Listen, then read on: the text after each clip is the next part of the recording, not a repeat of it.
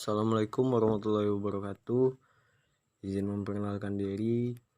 Nama saya Aldiansah, NPM 2733243, jurusan Teknologi Pertanian, program studi D3 Mekanisasi Pertanian.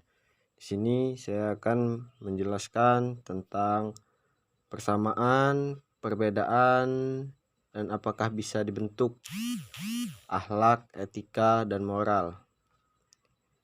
Yang pertama, persamaan etika, moral, dan akhlak. Etika adalah suatu sikap dan perilaku yang menunjukkan kesediaan dan kesanggupan seseorang secara sadar untuk mentaati ketentuan dan norma kehidupan yang berlaku dalam suatu kelompok masyarakat atau organisasi. Sedangkan moral adalah pesan yang disampaikan atau pelajaran yang bisa dipetik dari kisah atau peristiwa. Dan akhlak adalah perangkai atau tingkah laku atau tabiat. Mungkin untuk persamaan hanya segitu yang bisa saya sampaikan. Dan perbedaan akhlak, etika, dan moral.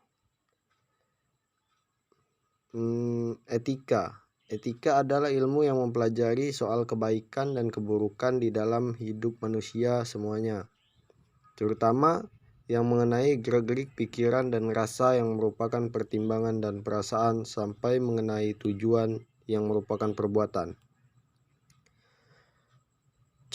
Contohnya seperti tata cara bicara yang dipergunakan, yaitu menggunakan bahasa yang baik dan benar. Sedangkan akhlak adalah sifat yang tertanam dalam jiwa yang menimbulkan perbuatan-perbuatan dengan gampang dan mudah tanpa memerlukan pertimbangan dan pemikiran. Yang menjadi sumber akhlak adalah yang menjadi ukuran baik dan buruk atau mulia dan tercela.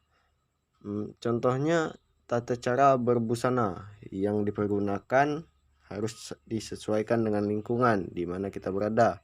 Maksudnya agar ada kesopanan dalam tata cara berpakaian.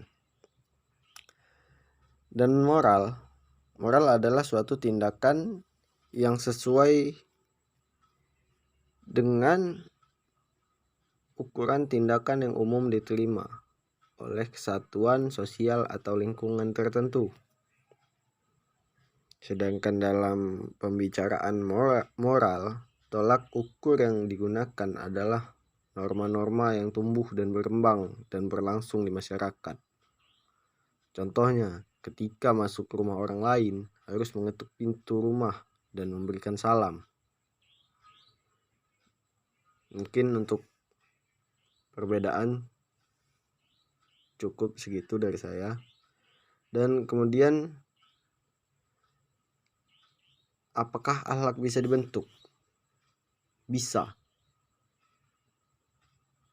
Dengan alasan melalui cara pembiasan yang dilakukan sejak kecil dan berlangsung secara terus-menerus.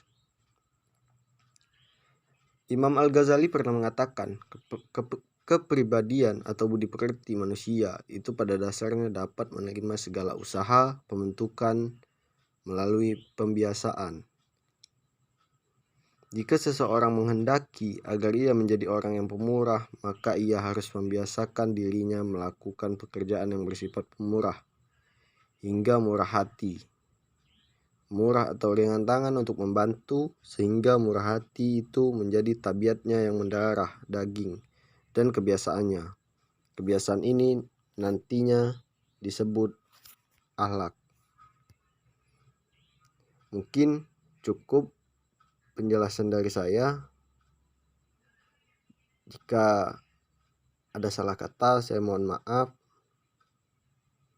dan mohon ampun kepada Allah Subhanahu wa Ta'ala. Saya akhiri. Wassalamualaikum warahmatullahi wabarakatuh.